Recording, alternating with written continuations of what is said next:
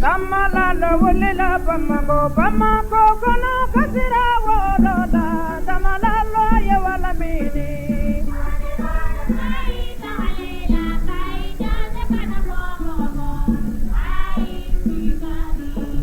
tamalalo wulela tika so kono kasira wolola tamalalo ye wala mini. Bamada pointi filɛbagaw Mali kɔnɔ ani Mali kɔ kan fɛn fɛn sɔgɔlen don an ka jabarani sira bɛɛ lajɛlen na bɔlɔlɔ kan ani o bɛ tali kɛ an ka page Facebook la ka taa se chaîne YouTube ma fo ka taa se TikTok ni Instagram ma an bɛ aw bɛɛ lajɛlen fo ka dan tɛ foli min na aw bisimila su kibaru kɛnɛ kan jɛmukan min ni an b'a ɲɛnamaw ye dɔgɔkun kɔnɔ ka daminɛ ntɛnɛn ka taa se juma ma kunnafoniya minnu bɛ an ka jamana kɔnɔ an bɛ bɔ n'olu ye ka maa wele maa minnu bɛ n'u cɛsiri bɛ kosɛbɛ fasojɔ la an n'olu bɛna jɛ ka masala o baabu ninnu kan i n'a fɔ an tɛ sɛgɛn cogo min an tɛ ɲina an b'a ɲini aw fɛ tuma bɛɛ a ka partager kosɛbɛ walasa kunnafoniya ninnu bɛ se ka se yɔrɔ caman o siralatigɛw la laadalasigi la ani monsieur le maire de bɛ yan tarata o tarata ani Amadu Zɛri Ɲamele bi babuba saba b'an bolo an bɛna an da don min na ni o babu fɔlɔfɔlɔ ni o bɛna tali kɛ hali bi an ka premier ministre Sogɛli Kokala Mayiga ka absence la o tɛmɛnen kɔfɛ an bɛna an da don an b'a ye k'a fɔ ex-rebelles ni o bɛ tali kɛ groupe minnu n'u bɛ nord la ni kɛrɛnkɛrɛnnenya la Kidali mara kɔnɔ u ye sigi ka kuma dɔ kɛ sigi ka kuma min na ni groupe dɔ b'u la n'o ye MNLA ye ni 2012 ni olu yɛrɛ de ka revendication fanga kun ka bon kosɛbɛ kosɛbɛ an b'a ye k'a fɔ olu ko u bɛɛ ka fara ɲɔgɔn kan an bɛna o kɔrɔfɔ fana bɔ k'o bin an ni monsieur le maire an bɛna o fana walawala o la o tɛmɛnen kɔfɛ an b'an sɛnsɛn an bɛ don an ka babu sabanan na ni o bɛ tali kɛ an b'a ye k'a fɔ an ka jamana ɲɛmaaw ni o gouvernement ye olu ni syndicats ye ɲɔgɔn ye syndicat minnu n'olu ɲɛsin bɛ karamɔgɔw ka syndicat n'o bɛ tali kɛ école karamɔgɔw la ni kɛrɛnkɛrɛnnenya la n'o bɛna tali kɛ article 39 ko bunangu kan an bɛna an da don o fana la ni ka o walawala o la hali bi an b'a ɲini aw fɛ a ka partager kosɛbɛ minnu tɛ san sɔrɔ ni juru tɛ na aw tɛ anw tɛ sigi an ka jɛmukan ninnu kɛ o la n bɛ n gɛrɛ n ka invité la n bɛ kuma di u ma u bɛ foli kan kɛrɛnkɛrɛnnen bila o la an bɛ sɔrɔ ka na don an ka babu kɔnɔ monsieur le maire salamu aleykum. wa aleykum salam.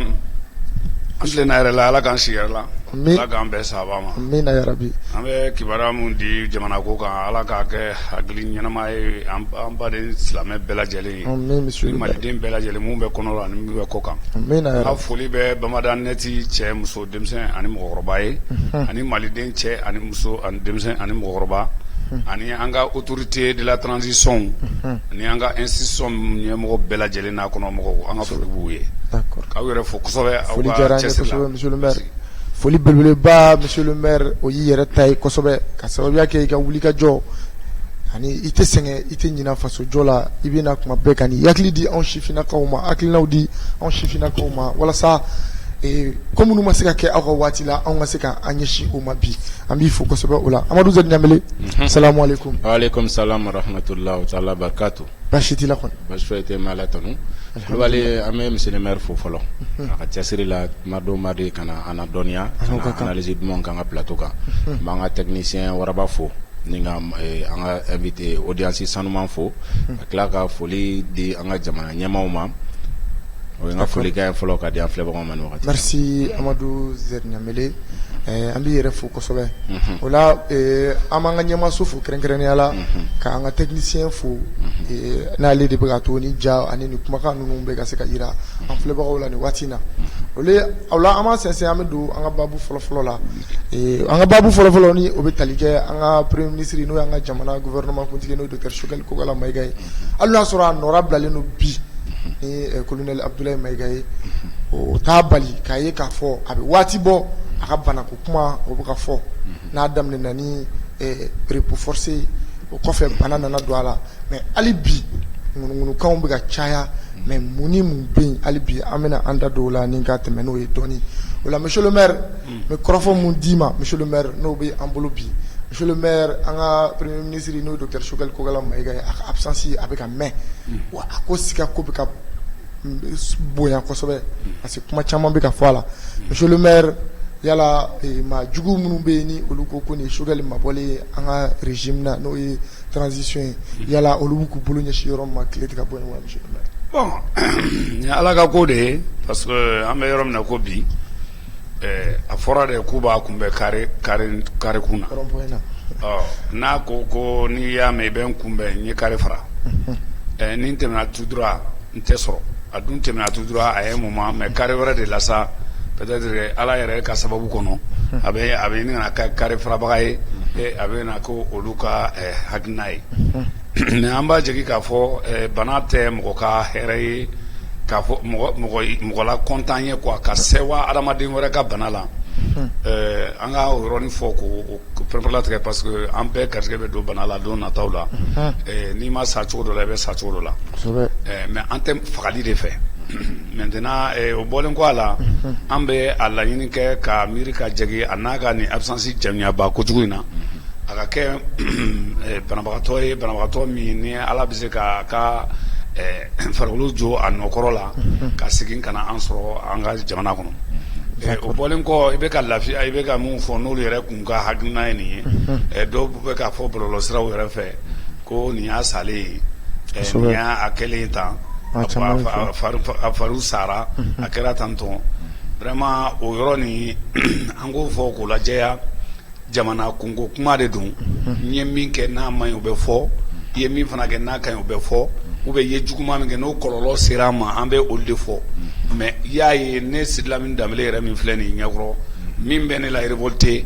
o ye adamaden faga de ye ala y'an dilan de kan ka balo ala m'an dilan ko ka dɔ k'an faga dɛ anw tɛ saga ye anw tɛ sɛ ye anw tɛ ba ye donc maintenant ni dɔ nana i faga o de ye problème ye donc nin na kɔni an bɛ ɲininkali de kɛ a ka temps d'absence in na an ye bolo jaw ye bolo ja yira o ye mun ye nɔrɔbilali kɛra mɔgɔ fila ministre fila nɔrɔbilali min kɛra ministre fila o nɔrɔbilali hukumu kɔnɔ an y'a ye labanata o kɔni sigira mais a yera k'a fɔ ko labanata in kun ni a ti ɲɔgɔn sɔrɔ ten kosɛbɛ kumaw la jateminɛli y'o fɔ mais a yirala ko tuguni fana k'a ye k'a fɔ labanata in bilalen min filɛ nin ye a place la o yala a bɛ se ka nin jɔyɔrɔ saba in bɛɛ lajɛlen fa wa an y'o fana ye a ka temps d'absence in kɔnɔ parce que ministre de l'administration territoriale c'est un département clé ne y'a dɔn lorsque on nous a proposé comme ministre comprends a dɔnna yen ko c'est un département clé portefeuille clé ministre de premier ministre ne o clé ko kuma tɛ fɔ o de y'a clé belebeleba ye maintenant affaire étrangère fana ye clé ye éducation a n'a tɔ olu ye cléw ye ani défense ni sécurité olu bɛɛ nana kɛ ministère cléw ye parce que n'u bɛ tilali kɛ u bɛ ministère ba olu de di ani agriculture ninnu n'u b'a fɔ ma ko développement rural donc n'a sera ka nin bɛɛ ɲa est ce que ale bɛna se ka nin bɛɛ ta o ye ɲininkali ye ɲininkali filanan ye mun ye a bɛ se k'a nɔrɔ bila wagati jumɛn ni wagati jumɛn cɛ o fana ma fɔ o fana kunnasiri b'an na maintenant Choguel Kokala Mayiga yɛrɛ a bɛ min bɛɛ bɛ k'i ta fɔ dɔw ko a bɛ clinique Pasteur dɔw ko a bɛ Turquie dɔw ko k'a b'a ka so fɛnɛ dɔw ko a b'a ka so bon nin fana ye kuma de ye an tɛ min faamu ne de la k'a fɔ yan ko la sécurité n'est pas à politiser ni mɔgɔninfin fana banana a kɔni fana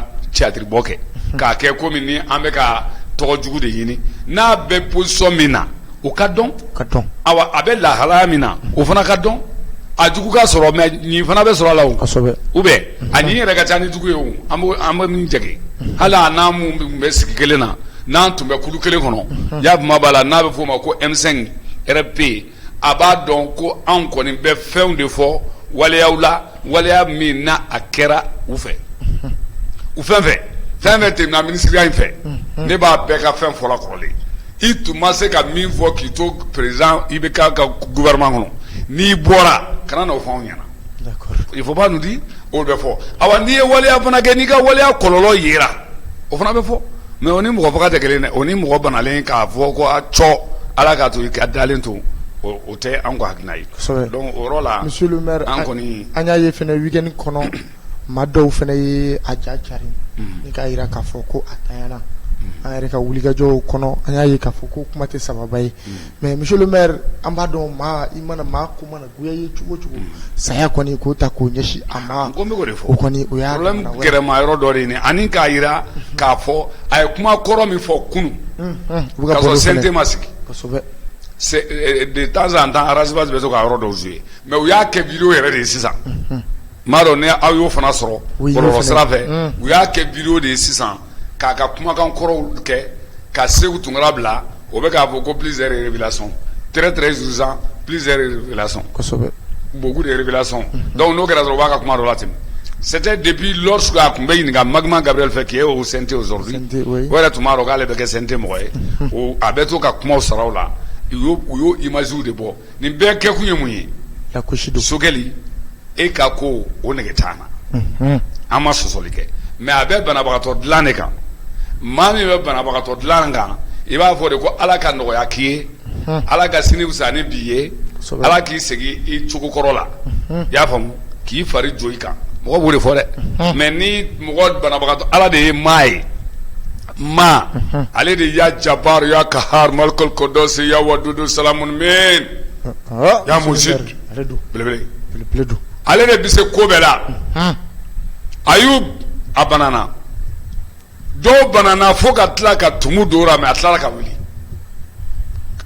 lasirikɛlaw b'a kalama mun bɛ wajulu kɛla a banana fo a ka mɔgɔ bɛɛ y'a to yen ka tumu don adamaden ɲɛnama rɔ mais a tilala ka kɛnɛya Arahamani tɛ dɛsɛla ko la koyi o tuma an bɛ Arahamani de deli mɔgɔw deli k'a f'u ye aw bɛ aw ka hakilina la mais Arahamani fana b'a ta la donc an kana nin kɛ fɛn ye k'a jigi k'a fɔ an tanyara a kana taa kɛ fɛn ye k'a jigi k'a fɔ a ka to in kɔnɔ ye i y'a faamu an k'a kɛ fɛn ye dɔrɔn a ka segin ka na a ka so ni denmisɛn ko kuma ni fɛn ŋunuŋunu min bɛ duguma ni o bɛna se ka kɛ parce que a yɛrɛ tun bɛ seli yɔrɔ dɔ ma a yɛrɛ tun bɛ ɲini ka n'a fɔ ko awa ko n bɛna walan sɛnɛ dɛ parce que ko tun cayara a kɔ ko tun cayara a kɔ mais tɔgɔ mana d'i ma anw ka jamana kɔnɔ o tɔgɔ bɔtɔ la yɛlɛ i bɛ dɔ kɛ dɛ i y'a faamu n bɛna misali d'aw ma lorsque Ibrahim Boubacar Keita kelen nin a ma se ka kɛ député ye commune 4 la Ibrahim Boubacar Keita a ma se ka kɛ député ye commune 4 la Ibrahim Boubacar Keita de remplacera ni Musa Mara ye ka Sidi Lamine Jara k'o remplacer ni Abdramane Sila ye a ma tila ka tɔgɔ sɔrɔ wa tɔgɔ ma d'a ma hali a ye kojugu fɛn fɛn k'an n'aw kɔfɛ mɔgɔ y'o dɔn bilen mɔgɔ y'i pan o bɛɛ kunna a delila ka fɛn fɛn kɛ k'a y'i fi ambassadeur plénipotentiaire du Mali à Abidjan a delila ka fɛn fɛn kɛ k'a y'i fi ministre des affaires étrangères a delila ka fɛn fɛn kɛ k'a y'i fi le premier ministre et quand il a quitté le parti Arema ka taa RPM ko créé nin bɛɛ tun ye ko dɔw ye mais après ɲinama kɛ nin bɛ quoi tubabubilen yɛrɛ ko k'u tɛ Ibrahim Boubacar Keita passeli fɛ on m'a interpellé on m'a posé cette question à Lisbonne on m'a posé cette question en France on m'a posé cette question à Berlin k'a fɔ ko Ibrahim Boubacar Keita tɛ se ka kɛ an ka président ye ko jɔn kan ka k'a ye ko Soumaïla Cissé u y'a fɔ an ye an fana ko bon an ka président bɛna kɛ IBK de munna se ni parce que a donna fort de changement kɔnɔ fort de changement tun ye jumɛn ko PAM a ma tɔgɔ sɔrɔ wa est-ce que ale ye tɔgɔ min sɔrɔ ko PAM yɛrɛ ye tɔgɔ sɔrɔ maliyɛn joli bɛ yen bi min bɛ ko PAM tɔgɔ fɔ la n'a bɔra anw kelen kelen kɔ ko PAM tɔgɔ yɛrɛ tɛ fɔ la hali ko PAM baarakɛlaw fɛ mun tun b'a kɔnɔ jɔn tulo bɛ ko PAM tɔgɔ la professeur Origi Ada la jɔn tulo bɛ ko PAM tɔgɔ la professeur Yunusi la jɔn tulo bɛ ko PAM tɔgɔ la Amion Guino la mais IBK min bɔra a kɔnɔ Hussein Amion Guino tɛ dɛ Amadou Amion Guino 16e secrétaire général mais il est aujourd'hui CNT jɔn b'a tɔgɔ mɛn na donc bɛɛ yɛrɛ ɲinɛ o kɔ grâce à nous anw mun bɛ se ka livre k'a kan anw de bɛ segin n'a ko kɔrɔw kan k'a jira ko depuis o tuma an tun bɛ yɛlɛma dɔ de fɛ changement dans le pays mais o tɔgɔ ma to IBK la ko 77% les gens ont oublié toutes les démarches qui ont été faites pour que IBK soit le président quelqu'un qui n'avait pas les 10 millions pour se présenter en aller a ye million kɛ 20 ye dɔw ko 25 duuru de bɔra la ka kɛ 20 ye o bɛɛ ye ka dɔ la disqualifier de en aller où il y a député Blom ici, député Blom Fouradama, groupe parlementaire et 5 D. Le groupe parlementaire qui est d'ici. Mais si malona a broqué le canyon, Foratani. Coalition de Rabotaï. Ninefora. D'accord. Donc ça pour vous dire que Togonerum, Togomi, Nadira, ou Togoni, ou Tum Presele no Leka Kokabala, mais Togoin Komani Kabwala. Amu au de fort, fort moi, mais Malien Mana Togomi Mine. Halini Jugo Colombia sa, Ika ou Numambika Coloncon. Et la Tunu. Mais autant en Balien, en Mumbe analyse des analyses pertinentes, car for Nama Dablani, mais c'est qu'à Sinima Sénégalama. No ye tiɲɛ an mun b'o kɛ o tuma la an i ka fɛn f'u ye dɛ an bɛɛ t'a fɔ Mamadi Ali Bacili taara tuma min ne de da y'a fɔ Mamadi Ali Bacili a tun bɛ ambassadeur de la Dakar a y'i to yen ka taa France c'est moi qui l'ai dit donc maintenant mun b'a a ko la kan t'a fɔ Muntaka Tali i bɛ k'a de ye Muntaka Tali datun kaso la Kita ne taara Kita training kɔnɔ on était dans le même rang. Mais ale ka bɔgɔ ne kun bɛ kɔfɛ n'an jiginna Kati an b'an tɔgɔma ka taa lajɛ n'an jiginna ka taa Diyo gari min na mɔgɔ b'a fɔ ko Muntaka Tali bɛ yan a kan ka taa Datun Kasobonba la Kita a ye politique taa so ye an bɛ nin bɛɛ dɔn a la mais o Muntaka Tali kelen o yelen vice président la l'Assemblée kɔnɔ n'anw de ye député ya ɲini Segu u y'a ne bin u nana député ya la depuis Muntaka Tali ye député ya sɔrɔ o kɔfɛ est ce que o ko in bɛɛ ma ko wa Kaso Muntaka Tali de tun ye gangaranbaw ye Muntaka Tali ninnu o de tun ye gangaranbaw ye o y'a sɔrɔ Umaru Mariko ma kɛ parti politique mɔgɔ ye fɔlɔ dɛ an b'an ka AM minɛn kɔnɔ voilà c'est pour vous dire aux gens donc tɔgɔ de ye don mais an tɛ juguya jigin mɔgɔ si ma i bɛ jɔyɔrɔ min na o rôle min dir'i ma quand tu n'arrives pas à jouer pleinement ton rôle il faut qu'on le dise o kan ka kɛ de o i balolen don i salen i ɲɛnama don i joginnen don o kan ka fɔ de pour que kota bɛ se k'a fɔ nin ye juma ye n fana bɛ nin ɲɔgɔn de kɛ ou bien nin bilara minɛn kɔnɔ n bɛ nin ɲɔgɔn kɛ donc o yɔrɔ la kɔni a ka absence kɔni a bɛ ka prolonger tagali et c'est le vœu de certaines personnes vraiment an kɔni ka vœu tɛ hali n'a bɛ bɔ a la mais dire que a ka sa fo ka suko kumaw bɛɛ fɔ tout ça là c'est d'autres choses d'autres disent également que c'est grâce à lui que Boubéi tora en détention arbitraire. Oui. En yɛrɛ muso tɛ détention na Madame Boire Félix Sogo, Madame le ministre des Finances et de l'économie et des Finances. Voilà. Ne yɛrɛ b'a dɔn kosɛbɛ a fana bɛ n dɔn kosɛbɛ mais ale tɛ nin tolen a t'a kɔnɔ wa maa wɛrɛw ma minɛ wa donc an bɛ fɛ k'a fɔ mɔgɔw ye jamana n'a ka politique de gestion de don. Jamana n'a ka politique de gestion. D'accord. Merci monsieur le maire Ikani Aklina Juma Nuna Amadou Zed Niamele yala faranga do bi bolo ka monsieur le maire ka analyse concernant un PM ga absence ko la. Faranga be d'abord o de ka fɔ rumeur munu be ka circuler ne PM ga fatulu ko ye ka fɔ ko te tiɲɛ ye. Mun fana ye ka fɔ ko an be donni min na ko bi ko PM bɔra ko ka taa Turquie traitement na.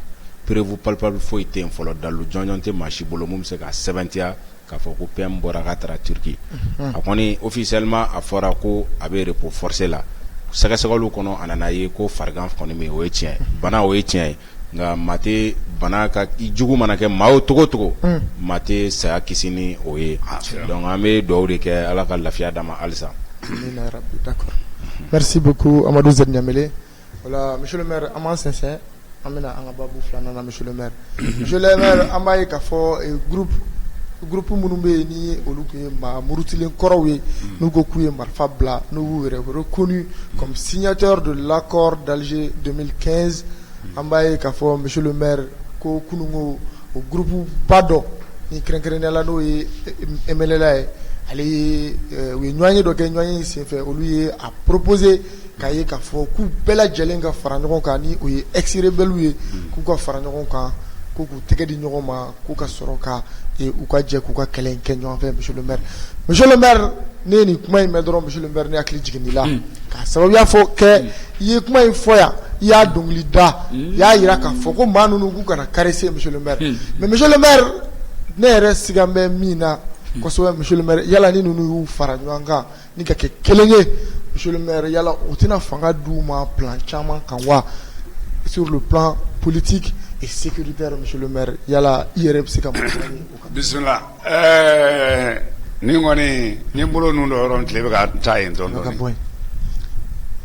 Dans un premier temps, dans notre pays, il doit y avoir l'indépendance de l'Azawad, normalement. On ne doit plus entendre parler de cela. Asimit Lovalade, au Manga Ketuni. Hali Ibeka Clé, Forabekai. Il ne faut pas caresser ceci. Même pas Taïrom et Folo, c'est depuis 1990. Je suis le connaisseur de ces dossiers-là, mon cher. Ben, il me donne écoute les traces de ma paume. Ça, il faut qu'on me le dise. Depuis 1990, après l'attaque de World Vision, ils ont été attaqués Menaka. World Vision type voiture naniye, Menaka tagra voiture seguigne, ils sont sortis avec 12 voitures depuis où ils ont fait la mine. Ça c'était sous Yadi Agali, un pas mouvement populaire de l'Azawad. Au mouvement populaire de l'Azawadi, Katao Clémaphobie, voici c'est le même scénario. Je ne sais pas si les gens sont en train de comprendre. C'est bien de Beke. Où est Gringazo Minke Goselike, Kayoro Bemine, Yadi Agali, Zabi Ulsir Mohamed Ubala, Risa Ul Mohamed, et Ani Asugawaro, ou Bella Jelen Tubakono Infa. Oh, où est Gringaza Jominke, Ben Nanaye, Kafo, on tient notre première réunion au Mali, à Kidal, et la seconde réunion à Paris. Papier Glanak 1991, après la chute du régime de Moussa. Mais au papier de l'Anengo, Mounou Balika Kele, pourquoi Mouma Kele Twingo Tuni, 92 là. Après la signature de tous les accords de ces bandits armés là, mon cher, ces vagabonds là, ces terroristes là, ces djihadistes là, il faut les appeler ainsi. Kabir Kounou, ou te faut de la système. C'est pour cela, il y a des agalemin tu ka patron ni tchete ni mi bisiki ki kunama ba kunama ma. Ou klobangana o ager la vous klobala avec abo tcheme dam nyaad ni ka donde. Zabi ulsini mo me klobala, Abdurrahman Gela klobala, irisa ou yofra. O fagara girigara dola. O girigara din kove, il y a eu encore on va voir maintenant MFIA. Ce MFIA là, au des signataires qui era Zabi Ulsiri Mohamed en 1992. Après la signature de cet accord de Tamara 7 et de pacte national, après Tamara 7, ça c'était le pacte national avec Zabi Ulsiri Mohamed, qui était dans un groupe dissidents qui s'appelait FIAA. Front islamique arabe de l'Azawad. FPLA. Front de libération de l'Azawad. Front populaire de libération de l'Azawad. ARLA.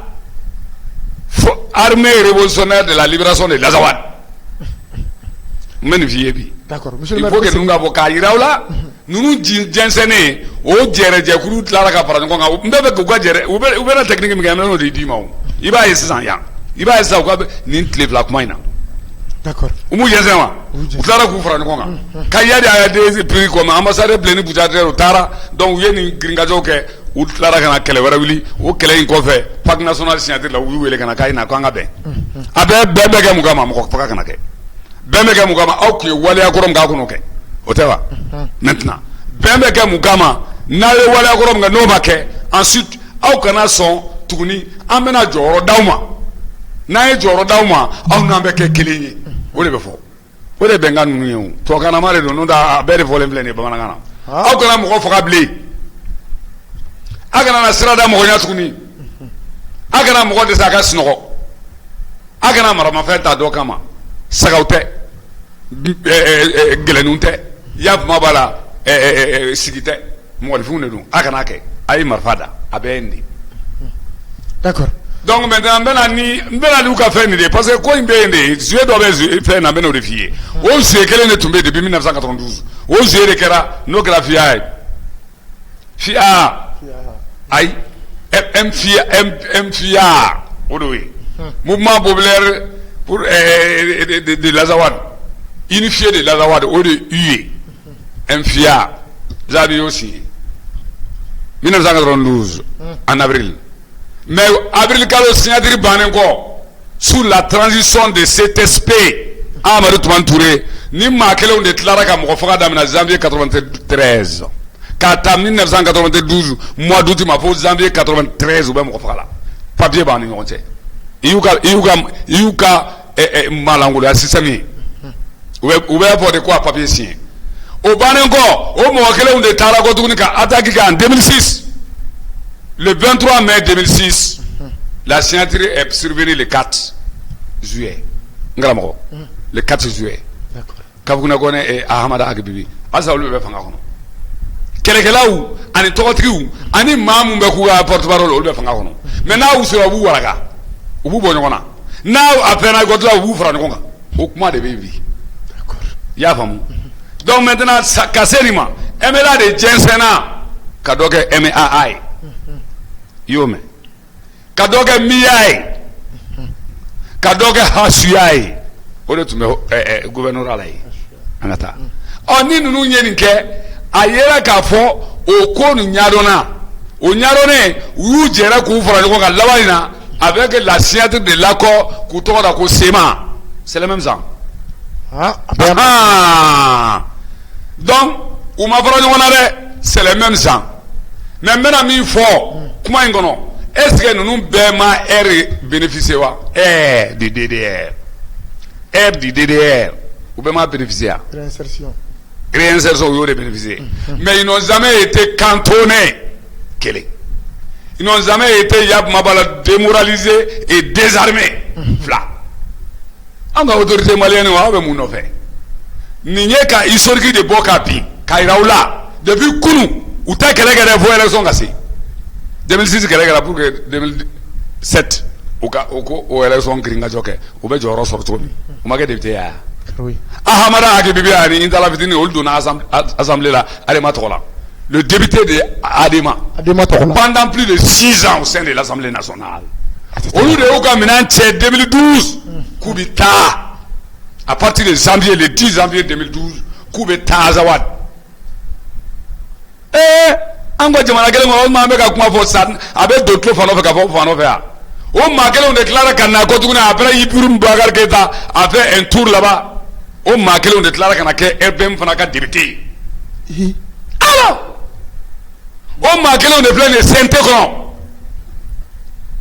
a nyana ko munelu donc ayemina kolosi les autorités de la transition et d'autres autorités datant passées aw be nyana de donc mum be marfata ka mo faga ke wolde kanga joro soro kuma yore parce que uye ni technique mi di mbeno technique fi ça rombe men yoro développer monsieur le maire a technique parce que là ko 26000 personnes ko de bolbo ko combattant 26000 be kumi umra le mu wolomi o 26000 borami réinsertion pour le grand area les gens ont été recrutés même à Bamako ici oui ka million fladi doma 2 millions ça va ça 2 millions de ça halu abo do ma gal ni wabi segi molo di folo on est au courant que tu serais recruté dans la zone là-bas amen bekarama donnez moi quoi oh mais on va voir les massacres les ex-combattants et rebelles il m'a trié peut-être qu'à Marfatale ni Marfatala où sont cantonnés où dans le nord là-bas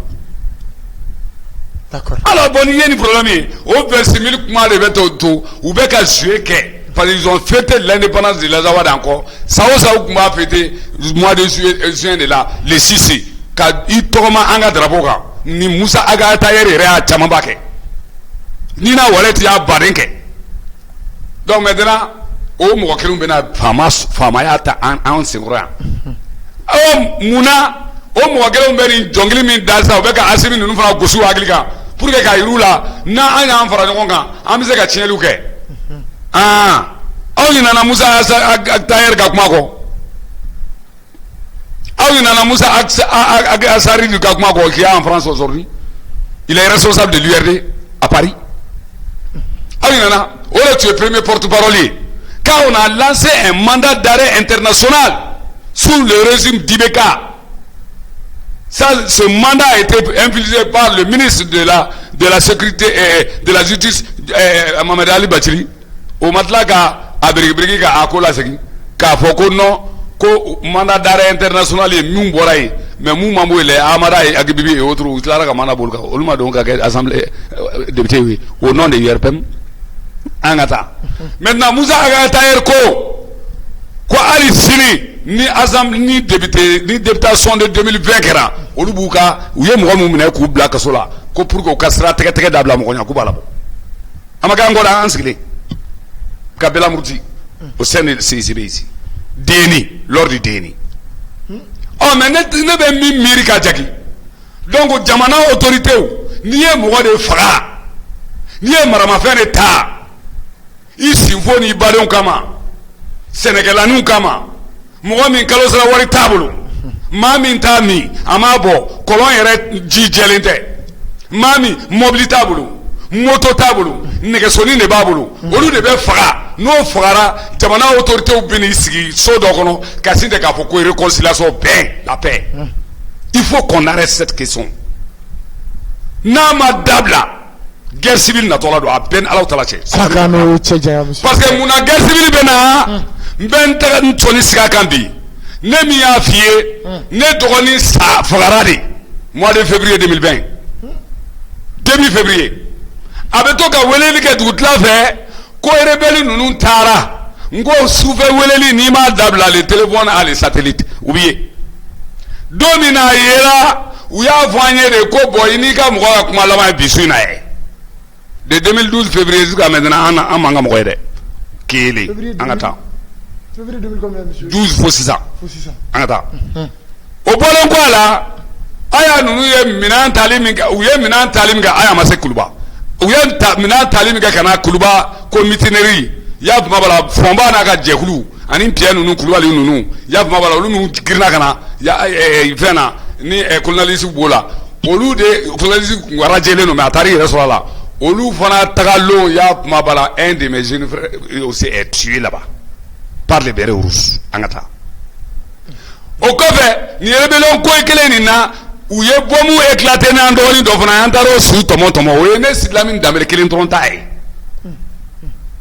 Mojoli muso sarala fukaralo Mojoli den fukarala Mojoli balma fukarala des milliers de personnes autrement là on va voler mais 16 000 personnes tuées après la signature de l'accord autrement là on est fou de chiens de Sahara kono de fukarala au nyon do ma fukarawa Kungolo barani kele numbarani fla nyakseni fla dabarani kele vous avez les mêmes comment on appelle physionomie aw bo faga donc autorité bu torole to bamako tumabe kasinde ka aw wele ka aw ma derula kana uta folo kubla hotel onomo kono katla be molo bali ake ko la dongodo aw ni ala tala che be do bulbul kono ki yala les voitures climatisées et mo mi ma faake e ma min ko on est indépendantiste. On veut partager votre pays. C'est ce que je disais l'autre jour. Voyez, vous êtes en train de faire une grosse erreur. J'ai dit à Sorel Kogalamaga, si vous n'arrêtez pas à te mettre, parce que c'est que Djenaï, Mani Bana Maufa, akana ke ministre ou kana ke député ou kana ke joro kono, on yere ka mamu fogala, nyingali te kana. Andol dimajelna. Jugement gratuit. Nous sommes des gars qui dalent gana. Moussa Mara et Kumbe Kanteke domi Kidali. Nous préférons Woro Kanteke. Odoni Bigele. Ces mêmes gens sont venus à Bamako. Et tu nous as dit aime là. Ni aime là fort. Et tu m'as suivi. C'est lequel qui est réconcilié. Nous madabla. Ne kelen de entaille. Mais en tas de faux exemple seulement. Mais il y a combien de personnes qui ont perdu plus de 20 personnes? Anaya Jamata Kalaje, Majoli Sara, avec une 27 000 personnes, bon, des millions. Au dégât, mon frère. Oh, moi, quel Fara, Mouran Kononton, Bisseka Soa Beko, I Musobe, I Muso Kablabe, I Deumbe, Terube, I Reterube, I Nimromi, Seike, formation militaire, Olube, Anouye Mamunda Kukante. maa 300 ni maa 20 ni maa 5 hali sa aw taw mi yola ko way ko na ka kame Mali farafara bo wande ku janga kele ne be wele ko ne kan tegeli ga ne mugu ci jola nye mugu fo na wa donc na manyini ka jatemina il faut la justice d'abord pour parler de la paix qu'on nous arrête avec ces baratins en réalité qu'on nous arrête avec ces baratins finalement qu'on nous arrête avec ces baratins dans notre pays moko se kanga maufa olu betla ka joro soro kan were sigile to alsa olu de betani ko ye u be molo bale ala sunitle ko amana en frère ko ngande amena kelege de abena kelege des farvelis des pauvres qui sont là aw de dogomuso na bani tinu na fa aw koromuso na daw maya en fa na baw en fa maya anan tonton maya wa bla bla bla il faut quelque chose l'histoire tourne mon cher on est là on n'est pas mort quand muso dit kana la lodro kam fenga kunyama ibe muso fusema agara oleda second décès obemba fa vomi un fusil coûte combien à ministre atelier un pick-up coûte combien amekani ko ntunga fle koy olu be pick-up kele warbomi ni ese nugu jole kalaba kono kosobe ni ese nugu jole kalaba kono nonte mami balma na sindu bena sarga de lambaraya olu be tlaka joro mine ko lu bla place là katla ko lu écouter et jo an jume be se ka foka mo be asila nya iba so san même l'alentour de Asimi atasra dima an jume be se ka fo saki mo be wagla ni ba so maliki jaw crevete moro ko ne crevete ou sida so mais et quand les rebelles qui l'ont luté au Cap, ils vont créer tout de suite ces cadres de la rencontre. Autrement, nous devons jamana kono. Nous devons jamana kono. Aw te sura suya. Nous devons jamana kono. Aw de ma kele oke daga kewa. Nous devons ye na on comme Robert Fara, on mou yaga Robert Fara, on te chati. Aye kele mi fara ke pour le changement, le 10, 11, 12 à enquête maké, à fausse maké, jugement maké, fausse. Mamunga mo sara utoraro. Tous les temps, certains vont se transformer en rebelles pour que le cas. Il faut arrêter. Il est temps d'arrêter cette justice. Il est temps d'arrêter ce banditisme dans notre pays. Il est temps d'arrêter ce djihadisme, ce terrorisme fabriqué par l'Occident. Mais au Occident, au Guinée, au Kélé, au Moumba, au Crévé. Particulièrement Mbe Mali Kokmala, mais je suis avec la France ou bien je suis avec l'Occident. Avec Katlaka toujours Kolou Bounyana ou Yetodidi. Ou Banyadea, Kalane Boulawa, certains ne savent même pas parler le français. Depuis sous Moussa Traoré à Damnana. D'accord. Cap place, il y en a Douma. Mais ça me refera, c'est bon. N'est qu'un problème, il me refera de. Tous les jours, on ne peut pas continuer à tuer nos populations paisibles. Injustement. Kou fera tes injustement, kou fera tes droits. Est-ce qu'il y a un homme qui a gagné Bamako? Non, un homme qui a gagné Bamako, ça comment banao. A rébellion de Soumbéane. Ah, il y avait rébellion beaucoup de flènes. Et bien, rébellion beaucoup de Roland. Et rébellion beaucoup de flènes, et Aramba qu'on a régalé sous l'ambert qu'on fait Katemi, ni Temna et Fenela. Douane. Après la douane, toutes les maisons que vous voyez avaient rebelles. C'est la grosse asra ou la haie. 4008 logements. Cet grand espace-là qui était entre 1008 logements et le tour d'Afrique où il y a Pédouma. Autrement, il y a mouillé. Au Béroye, il y a pas. Il y a Kelela Ko Sorotaula, Sorodirima. Il y a Kelela Rekonikera, au Kerrier. Premier accord, au Mondano. Second accord, 800 milliards. 800 milliards. Deuxième accord, 1500 milliards. Mille la nasa combien de mille, 2000 combien milliards. Au bébé ka audi autrement entoyé bata ko deudea ante kuma tien la ma foi on ba mo be fara au pete nous fait au mo de betla ka to ku bo sinsi président ma ou ba beto ka anga to to brava. Il est temps d'arrêter. D'accord. Il est temps d'arrêter. D'accord, merci monsieur le maire. Meklaka Segimani Ningaluye Amadou Zed Nyamele yala ni kuna foni mi bora yala ipseka mufo en fleba oka.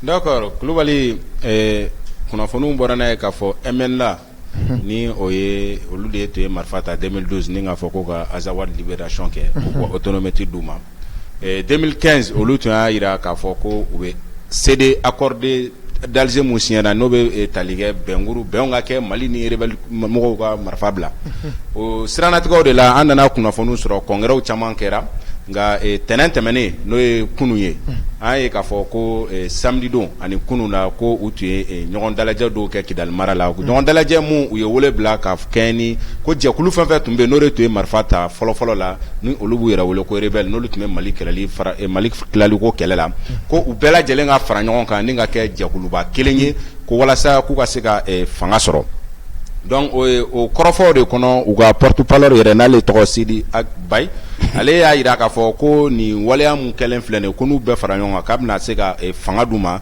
non seulement politique ko nasiraw fɛ kani lakana ko nasiraw fɛ o waleya in o de kɛra MNLA mɔgɔw ka ni conseil exécutif fɛ d'accord me faranga mun fana kɛ ka fara o kan o de ka fɔ Kulubali monsieur le maire bɔra ka point dɔ soulever sisan non c'est très important an ye chaque fois MNLA mɔgɔw bɛna kangarida kɛ kɔsan na an ka kunnafoni dɔw sɔrɔ o kunnafoni min u b'a fɔ ko olu be an be wagati min na san k'olu tɛ se Mali ma ko n'olu be Mali kɛlɛ k'olu t'a to wagati min na degun b'a kan k'olu b'a to n'a wulila wagati min na de k'olu be sɔrɔ k'a kɛlɛ daminɛ o dun n'i y'a ta k'a lajɛ depuis 2015 fo bi accord d'Alger ko kuma nin bɛ ka fɔ kuma bɛɛ réinsertion bɛ ka kɛ sud la non jeunes yɛrɛ an fana bɛ ka baara ɲini mɔgɔw bɛ ka baara ɲini yan mɔgɔw bɛ ka sɔrɔsiya ɲini mais tout le temps i b'a ye olu de ka mɔgɔw bɛ na ko k'u intégrer u bɛ na jala ni fɛnw bɛ ta ka di u ma bon nin ye waleya mun ma b'i yɛrɛ ɲininka finalement est ce que ni accord d'Alger ko in MNLA mɔgɔ ninnu ka nin marifa bila ko in est ce que c'est réel même monsieur le maire point minnu soulever c'est très très important hakili la an ka jamana ɲɛmɔgɔw bɛna u hakili to nin yɔrɔ in na parce que tout le temps a tɛ se ka kɛ ko ni MNLA mɔgɔw nisɔngoyara dɔrɔn ko ka wuli ka kunnafoni kɛ o la dɔrɔn i b'a mɛn o wagati de ko ex combattant dɔ bɛna intégrer ou bien ko wari dɔ bɛ ka ta ka financer ou bien ko dɔ bɛ ka kɛ waleya mun cɛ man ɲi 26 000 combattants d'ex rebelle 26 000 d'accord ko de kan ka intégrer d'ici 2024 mɔgɔ ba 26 est ce que bolo o de tun bɛ ko o bɛ bɔ min o bɛ bɔ min olu bɛɛ tun marifa olu taara min olu 26 000 fana o 26 000 nin na i ka kuma la tigɛ tɛ o 26 000 min kuma bɛ sen na olu minnu bɛ CNT la ani minnu taara ambassade la minnu taara kɛ garde rapproché ye minnu taara intégrer olu t'o la fɔlɔ olu 26 000 bɔ min u furadama bɛ ndege o don u bɛ tila ka bɔ u bɛ na an ka fɛn bɛɛ ɲɛɲini ka tila ka taa o de y'a to u tun bɛ taa liaison libyenne na vraiment Kulubali an b'an ka autorité interpeller an b'u wele an tɛ se k'an ta kɛ toujours mɔgɔ min mana fagali caya kunnafoni min fɔlen filɛ nin kan ka mɔgɔ la siran maa mun ye i ye maa dimi kɛ mɔgɔ la ni o ko n bɛ yafa i ma n bɛ ɲɛ tugu i ye mun kɛ n'a kan k'an ka don da fɛ mais toujours e de bɛna condition kɛ ɲininkali gafew yɛrɛ tugura u la u ka nin congrès in kɔfɛ o kɛlen k'a fɔ k'u bɛna nin jɛkulu in kɛ u ɲininkara ko nka ko concert d'Alger Alger ko bɛ sen na accord d'Alger ko bɛ sen na yala olu bɛna nin fara ɲɔgɔn kan min kɛ est ce que ko nin tɛ ko ka fanga de ɲini don na ta ko ka ko ko accord d'Alger ko degun ni laɲini minnu b'olu la sisan fɔlɔ ko accord d'Alger jɔyɔrɔ ka dɔgɔ o la e bɛ se k'o faamu cogo di d'accord monsieur le maire kɔrɔfɔ in bɛɛ kɔnɔ o bɛ ka o de ɲɛnamini yan monsieur le maire kisɛ bɛɛ b'an bolo 657 pages de la rébellion Touareg du Mali les Touareg kɛlɛ a da kan a bɛ ne de bolo monsieur le maire n'i ye nin kuma bɛɛ lamɛn monsieur le maire yala ne sɔmi t'an bɛ yɔrɔ dɔ fɛ ne ka lajɛ n'o de don k'a ye k'a fɔ a bɛ waati caman bɔ u bɛ kule la ko accord d'Alger ko in k'a tɛ ka taa ba la ka application tɛ ka taa ba la hali n'a sɔrɔ an ka jamana ɲɛmɔgɔw ko k'u bɛna appliquer intelligemment ni e monsieur le maire yɛrɛ ko ka relecture kɛ voilà monsieur le maire yala o bila baliya ba la n'o ye accord d'Alger 2015 ye o de tɛ ka nin maa ninnu bila ka fara ɲɔgɔn kan walasa don n'a nataw la ka se ka ko dɔ kɛ accord d'Alger 2015 ye sifɔn de u y'a fɔ fana dɛ k'u b'u k'u labɛn k'u tɛ jamana degunnen kɛlɛ ko ni Mali wulila de k'olu bɛ sɔrɔ k'u ka laɲini i y'o mɛn ni accord d'Alger nin tubabukan de don dɛ an y'a fɔ ko c'est la langue de Molière n ye n tugu k'a préambule kalan u ye accord fɛn fɛn bɛ yen a bɛɛ préambule la kow dilen d'u ma mais u ka nin sen nin ta u bɛ ka fanga sɔrɔ dɛ depuis su i bɛ ka manamakan ka bɔ la parce que tɔw ye min t'u ye ninnu m'o t'u ye tɔw kun b'u denw polisiya gardiya gendarmeya mun kalannen d'u la dɔɔnin u tun b'olu dɔw bila cabinet kɔnɔ c'était comme ça d'accord tu comprends maintenant sisan a ta kɛra de mɔgɔ i ye tɔgɔ min a ye tɔgɔ min fɔ sisan don nata la i b'a mɛn ko fana kɛra ministre ye ou bien o bɛ CNT kɔnɔ o tuma catiribɔ de don wa ne ka problème bɛ yɔrɔ min n bɛ n'o de f'i ye accord d'Alger a ye mun fɔ an ko fiɲɛ belebelebaw de b'a kɔnɔ a ka kɛ fɛn ye jamanaden ka hɛrɛ ye fɛn min ye. Et puis s'il y a un accord entre nous tous qui se trouve dans ces studios là, ne a fɔra an bɛɛ lajɛlen ɲɛna ko maa si kana sɔn ka ɲɛgɛnɛ kɛ yan. Ne b'a kalama a kɛra n yɛrɛ ɲɛna. Hali ni ma bɔ a kalama n y'a sɛbɛn kalan. Ne kan ka ɲɛgɛnɛ kɛ bilen yan. Ne kan ka bo kɛ wa? Mais a bɛ fɔ k'an kana ɲɛgɛnɛ kɛ yɔrɔ min dɛ, ne bɛna bo kɛ ni panparapa fɛn tɛ fɔ n ye. O bɛ diya dun? O bɔgɔsa bɛ don aw la, aw bɛ tila k'o kɔnɔ ten. A dun fɔra ko yɔrɔ jɛlen don ko bo kana kɛ, ko ɲɛgɛnɛ yɛrɛ kana kɛ, kana kasa don. Tumani ko kasa bɛ don a la. An tɔ mun sigilen bɛ kasa bɛ don an na. Ko yan ɲɛgɛnɛ kɛ ka jɔ, mais ne bɛ bo kɛ. Fɛn tɛ fɔ ne ye. N terikɛ, ko bɛ ka diya dɔn. On est en train de les privilégier trop en réalité. D'accord. Amadu Tumani Ture tun ye nin de dɔn. A tun ye Wulumɛri bila an fɛ, ka Jije Dako bila an fɛ, ka Gamu bila an fɛ. A bɛɛ kɛ kun de ye pour que u ka yɔrɔ nin maîtriser. U yɛrɛ ma u ka mɔgɔ dɔ don. N'a bɔra Jije Dako la, a tɔ ninnu ye mɔgɔ jɛmanw de ye. Et ça fɔ. A ye raison saba tila u ni ɲɔgɔn cɛ. C'était comme ça. Mais o raison saba tilalen ɲɔgɔn cɛ, olu tɛ ka avancer yan. Jije Dako ma avancer yan. Gamu ma avancer yan. Wulumɛri ma avancer wa. Mais maintenant mun tun b'olu ka dugu ninnu na ye, olu ka avancement bɛ min? Olu taara min? Muso min fagara k'a cɛ to yen, o cɛ ye muso min ta o fana fagara. I den min tɔ tora deuxième sortie b'o fana faga. Depuis sous Alpha Omar Konare o bɛ to ka ni mɔgɔ nadiya k'aw la caresser. C'est pour cela n'i ye marifa jɔ bilenman kelen na dɔrɔn u b'a f'i ɲɛna ko i bɛna kaso kɛ kaso bɔ la. C'est pour cela les gardes étaient en prison ici. ATT ka Alpha ka fanga bɛ banna k'a to yen fo ATT fana jiginnen kɔ ale bɔra kaso bɔ la. Quelqu'un qui a été interpellé pour des futilités parce que u nana de wulada fɛ k'a fɔ a ye ko bi 16h k'a ta 16h ma ka taa bila su in na ko k'olu ka détenu min bolo u ka dɔgɔnin min b'o cɛ bolo kaso la ko a bila. Elle lui dit non, c'est une instruction donnée de la justice. Ko t'a la a b'a bila de gardien de prison. U ye muguci daminɛ depuis fitirida 18h n terikɛ fo sini sɔgɔmada fɛ a ye bobila d'u la. O min ye bobila d'u la n k'a fɔra ko non accord min b'an ni ɲɔgɔn cɛ ko Makan tun man kan k'o la cɛ na cogo filɛ kaso mun b'a la. O tuma mun b'a accord ko in na que l'autorité de l'État ne nous dise pas. Anw t'a kalanna anw m'a kalan ka sɔrɔ aw ma kɛ ɲɛmɔgɔya anw m'a kalan ka sɔrɔ i bɛ k'a yɛrɛ ma kɛ ɲɛmɔgɔya i bɛ k'a ma kɛ ɲɛmɔgɔ an y'a tilancɛ bɛɛ kalan a bɛɛ bɛ ne bolo.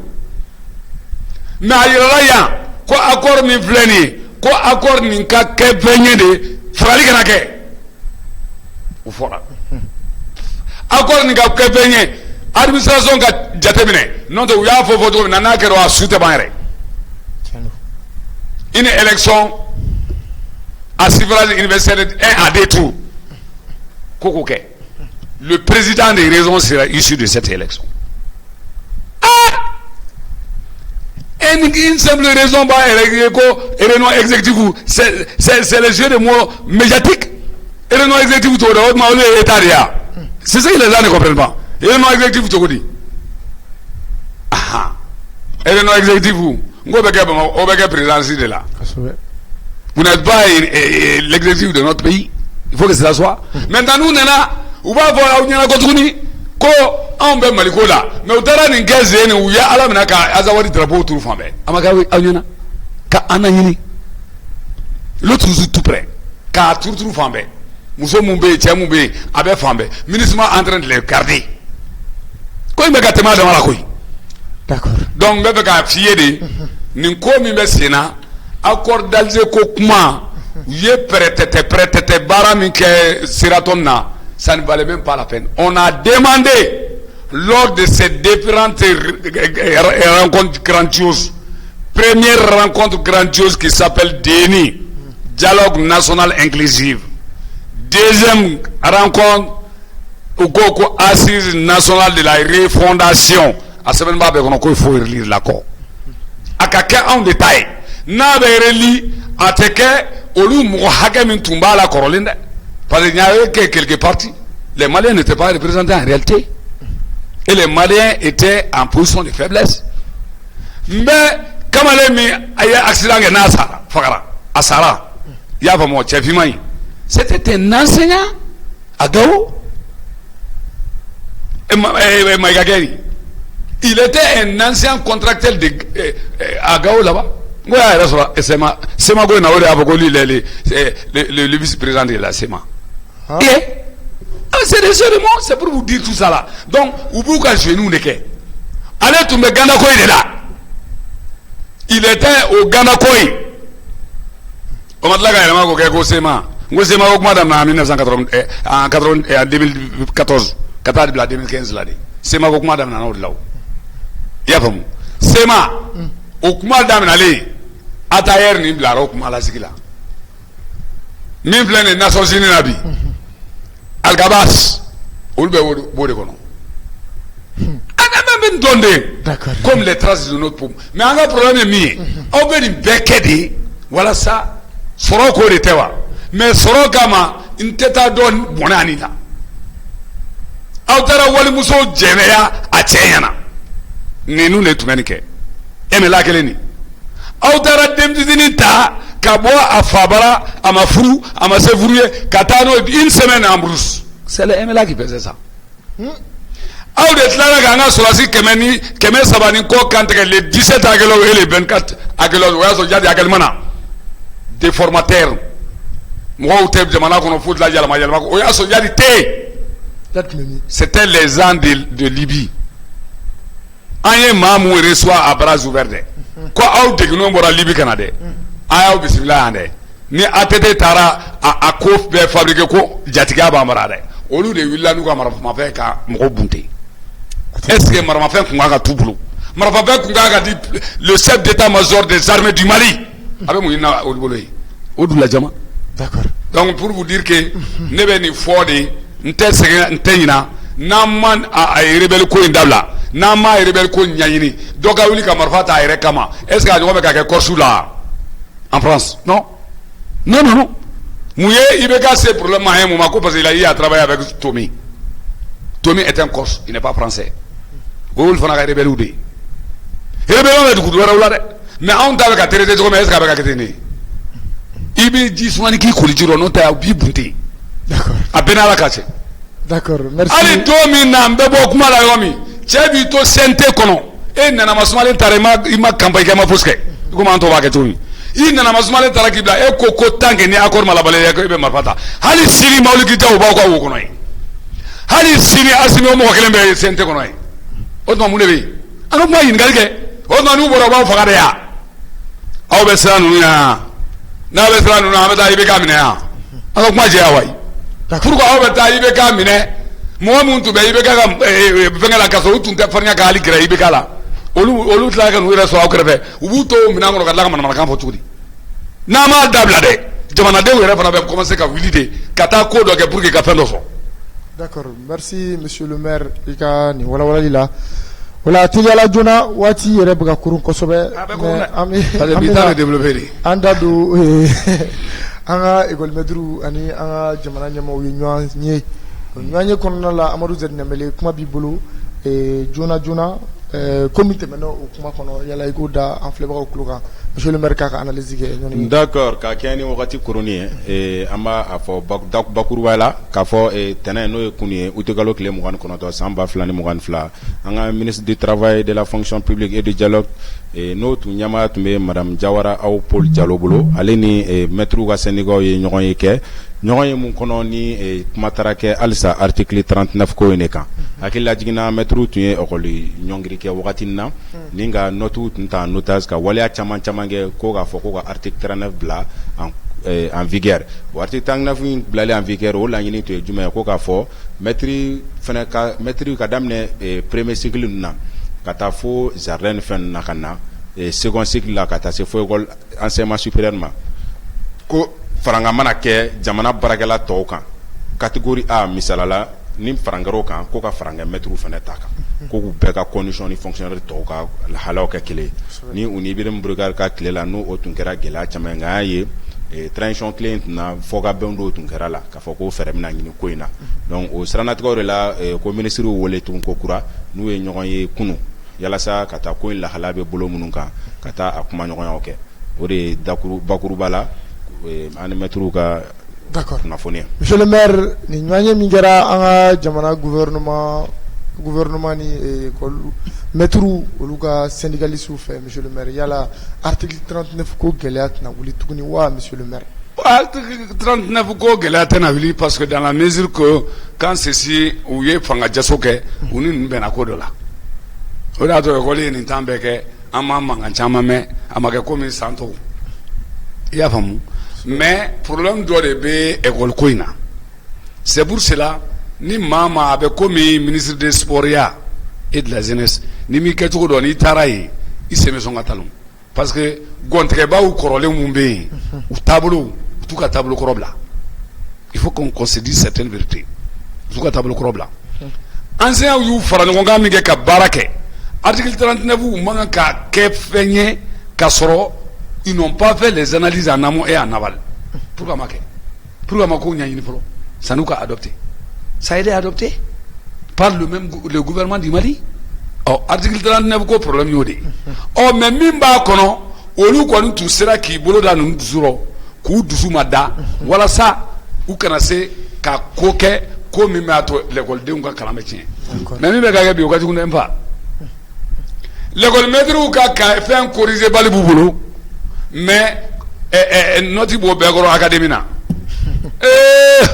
Mali an ka ba Maliba a kasira dɛ anw ka écoledenya nin bɛ se ka kɛ maître ma i ka fɛn corriger jɔn wɛrɛ bɛ taa noti wɛrɛ d'i ma yen fɛ bon a ka nin ko ninnu ye ko ninnu ka ca dɛ donc école ko la an b'an banban ministère kan k'an banban académie kan k'an banban l'école maître yɛrɛ kan u ka baara in minɛ sɛbɛ la kunun kalan tun bɛ yɔrɔ min kalan tɛ yɔrɔ la bilen dɛ an fɛn bɛɛ tun bɛ n'an ka maître an bɛ girin k'an bolo bara an tɛ se ko bonjour monsieur bonsoir madame o tɛ kɛla bilen k'u jija u k'u jɔ la déontologie de l'enseignement k'o minɛ sɛbɛ la fɔlɔ maintenant dans le cadre syndical c'est le secrétaire général du syndicat PMI Mali pendant plusieurs mandats ne yɛrɛ de bɔra n yɛrɛ ye n k'o fana b'a fɔ mɔgɔw ye k'o lajɛ yan ne yɛrɛ de bɔra n yɛrɛ ye syndicat ɲɛmɔgɔya la PMI Mali la dɛ ka san kelen to kɔfɛ mɔgɔ ma ne bɔ yen dɛ o cɛ tɛ yen min tun bɛ se ka ne bɔ yen moi jɛlen don donc mun bɛɛ bɛ ka min f'u ye j'ai reçu pas mal de formations syndicales dans les rencontres syndicales n b'a fɔ enseignants de ye qu'ils comprennent il faut éviter comment on appelle des appendices n'a m'olu éviter dans vos différentes négociations n'a aboutira i ka nin bɔ n ku la très clair appendice ye mun ye ale yɛrɛ mana taa ministre ɲɛkɔrɔ fɔlɔ ale bɛ yɛrɛyɛrɛ a tɛ se ka farinya ka kuma ye a mana na jama rɔ a b'a yɛrɛ kɛ cɛfarin ye a b'aw ka fɛn bɛɛ ta k'o feere ministre ma ala kɔlɔsi si a y'i toro de b'a ye viɲɛ u ma to nin taa ni ka segin de la fo dɔw yɛrɛ kɛra CNT mɔgɔya enseignant ye dɔ kɛra CNT la o c'est la négociation qui a créé ça taa ni ka segin na dɛ u k'a kɛ ala ni kira ko a ma u k'a kɛ u yɛrɛ ka bɔkolo kama u ka baara in kɛ jɛlenya la walasa ko in bɛ se ka ɲɛ sa d'accord o ye ne ka kuma de ye parce que taa ni ka segin kama ɲɔgɔn dɔn de bɛ négociation na o o de y'a to an y'a f'u ye aw ka accord ko in na san kelen de kɛra accord kelen kan e ni ala kɛra o to ma kɛ ɲɔgɔn dɔn ye donc nin dun u bɛ ɲɔgɔn ye ko fila kɛ dɔrɔn saba dɔrɔn ko dɔ bɛ kɛ 24 ans min ye secrétaire général adjoint de l'INTM a kɛra ministre ye tan de donc la confiance n'a jamais empêché le contrôle an dalen b'aw la dɛ mais aw ka baara in kɛ a hali la a ɲɛ yɛrɛ ma o bɔlen kɔ a la aw bɛ taa min fɔ yen dɛ o restitution ka kɛ à la base a ka dɔn ko n bɛ sen na sinon aw bɛ k'aw yɛrɛ ta ɲɛnabɔ dɛ an b'a dɔn o kalama dɛ caman bɛ k'a yɛrɛ ta ko dilan dɛ je le sais mais n bɛ fɛ k'a f'u ye entre nous ceux qui ont fait la formation syndicale nous savons pertinemment i bɛ taa jama de ka ko kɛ moi par exemple en présence de madame Boire Félix Sissoko ne kumana madame ma n ko madame je ne prendrai pas votre note si vous ne dotez pas votre nom o y'a sɔrɔ a sigilen bɛ a nana i sigi fɔlɔ dɔrɔn tɔ bɛɛ bɛ ka ne i sama sama dɔ bɛ ka ne kɔrɔkɔri ko ministre de don n ko même si c'est madame le ministre il faut qu'elle donne son nom sinon n tɛ tɔgɔ sɛbɛn o kimɛ sugu tɛ a bɛɛ la koyi en tant qu'un simple secrétaire d'une entreprise PMI Mali wallahi o t'a bɛɛ la dɛ an taalen Fasoum fana fɛ yen la même chose le directeur national de travail à l'époque an taalen Udeyi fɛ yen le directeur national et régional de travail dɔw tɛ se ka hali ka kuma Et mon homme Rosoubliga est Tila, il m'a barafouké. Donc, il faut éviter des appendices dans les différentes négociations syndicales. D'accord. Parce que nous faisons nous. Nous faisons nous voilà là. Voilà min kera, ni penkera kan. Sous cette transition première, Mokhtar Wan 1, comment la transition 1, Bandaou Mokhtar Wan. Transition 2, Assimi Sougel. Ils en ont fait les rencontres, plusieurs rencontres. Il faut vous capoter. D'accord.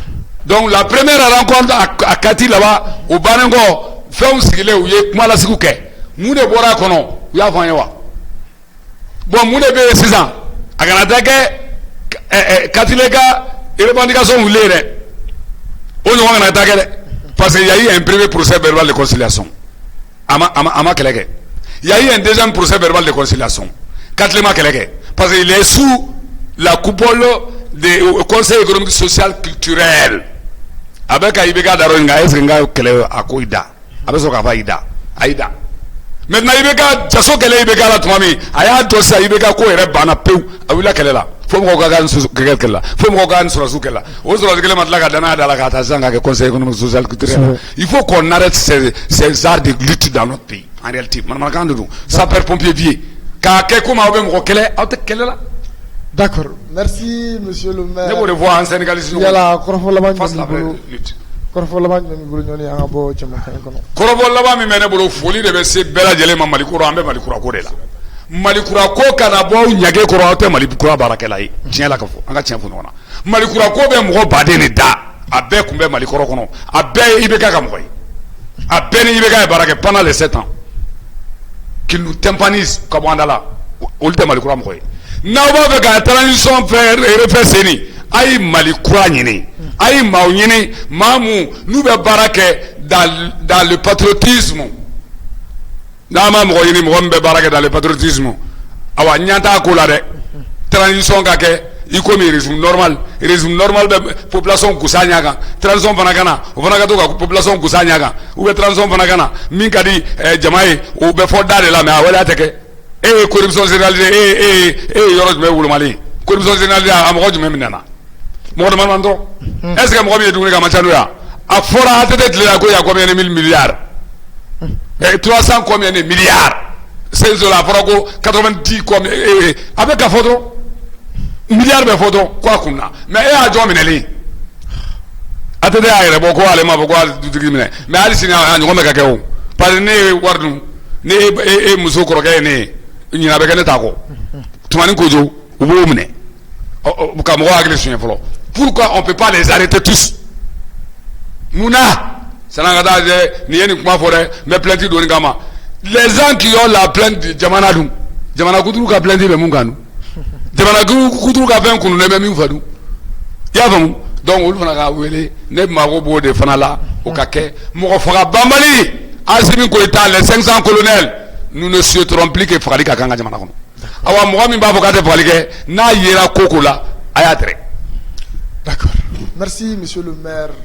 Amadou Zedniambele, Korofolaban. Korofolaban, oui, Mounouya, ensuite, Koufo, monsieur le maire, faut que ce soit à une révélation.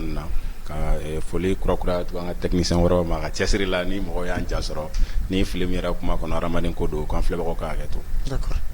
Voilà, en Flebrao, Mounou Klou, Nagalenjo, Kadamne, Timukain Damne, Fokatase, Aponche Roma.